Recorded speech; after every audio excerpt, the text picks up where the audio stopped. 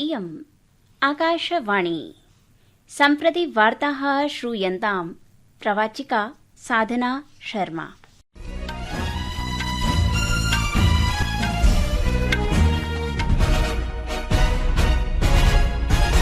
आदौ मुख्याः वार्ताः। प्रधानमन्त्रिणा नरेन्द्र मोदिना प्रोक्तं त्रयाणां राष्ट्राणां यात्रा अस्ति आतंकविरोध समर्थनार्थः भारतस्य कृते अवसरः। यात्रायाः प्रथमपादे असौ साइप्रसं सम्प्राप्तवान्। महाराष्ट्रस्य पुणे मण्डले इन्द्रायणी नद्याः उपरि निर्मितः सेतुः 30 जनाः निमग्नाः सेतोः पतिते।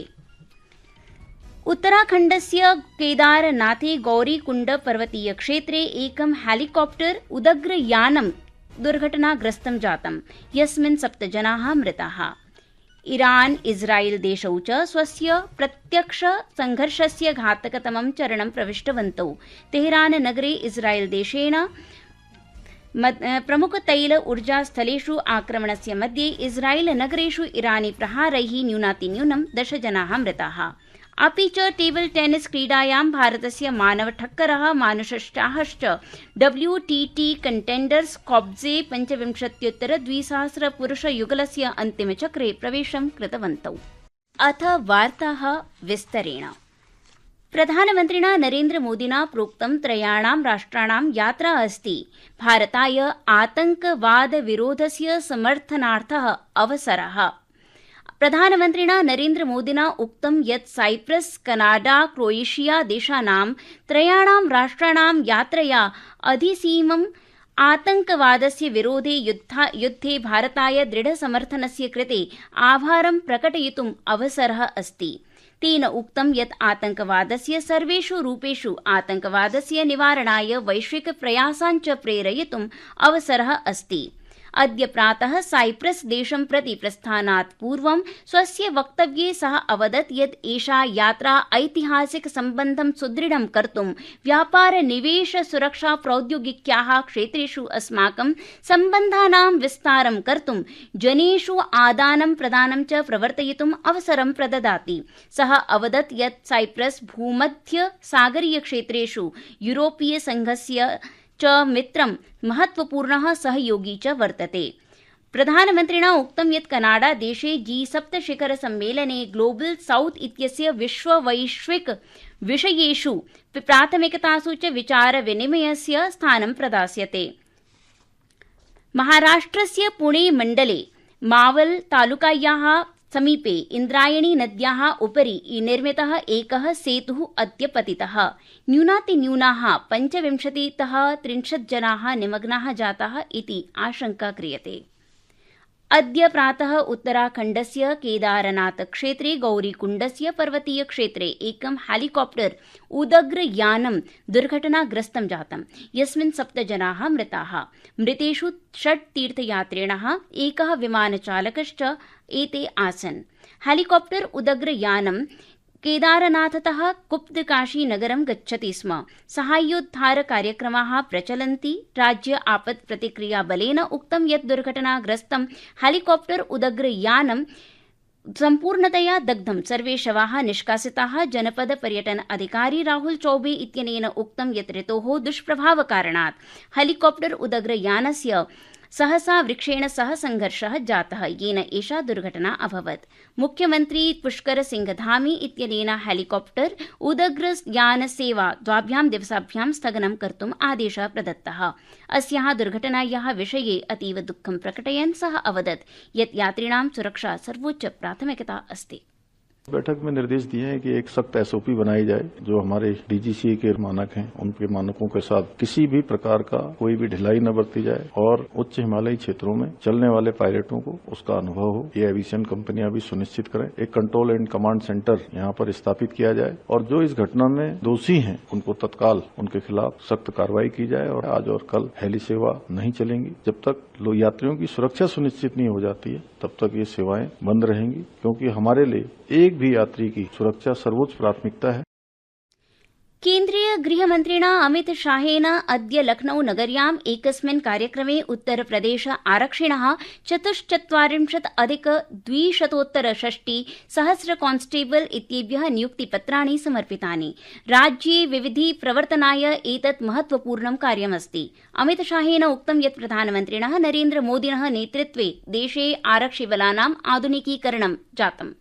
मोदी जी ने 11 साल के अंदर जो देश को आगे बढ़ाने का काम किया है, उसको 47 के भारत की नींव डालने का काम मेरे सामने बैठे युवाओं ने करना है। इस 11 साल के अंदर 25 करोड़ लोग गरीबी रेखा के बाहर आए, 60 करोड़ लोगों को गैस का सिलेंडर, 5 लाख तक का इलाज नरेंद्र मोदी जी ने कर पिछड़े, दलित और आदिवासियों के जीवन में एक नया उजाला भरने का काम किया है।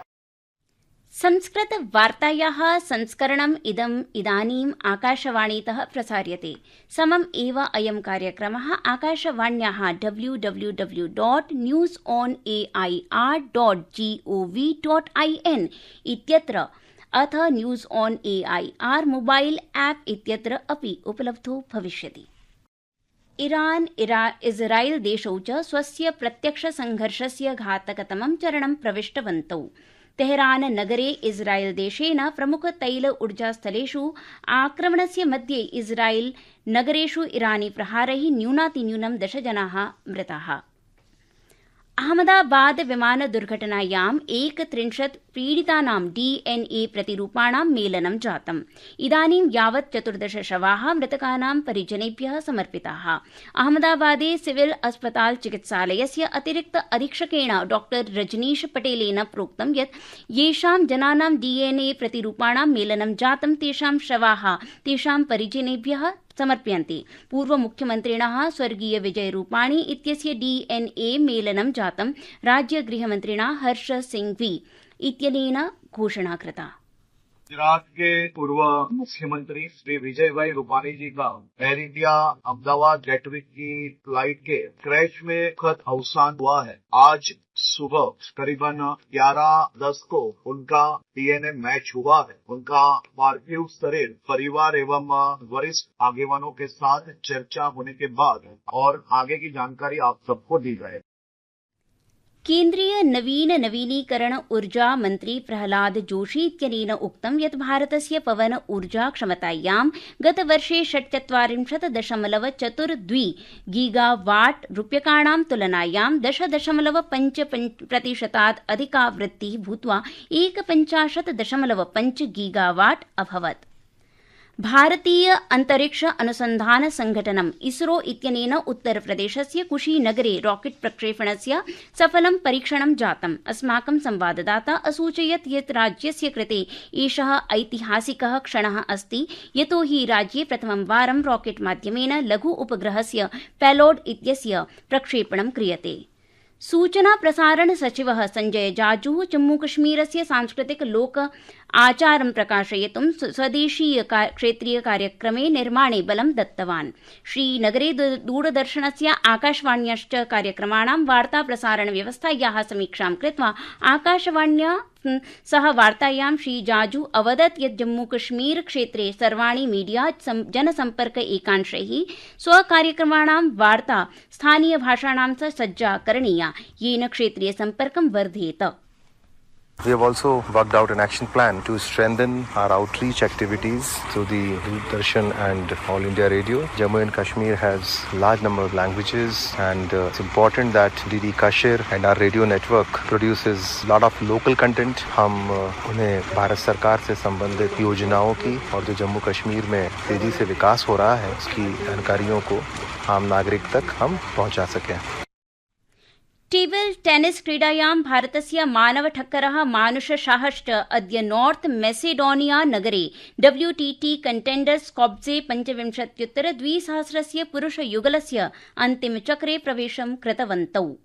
अमेरिकीय सैन्येन शोभायात्राद्वारा 250 वर्षाणि आचर्यन्ते। इति वार्ताः।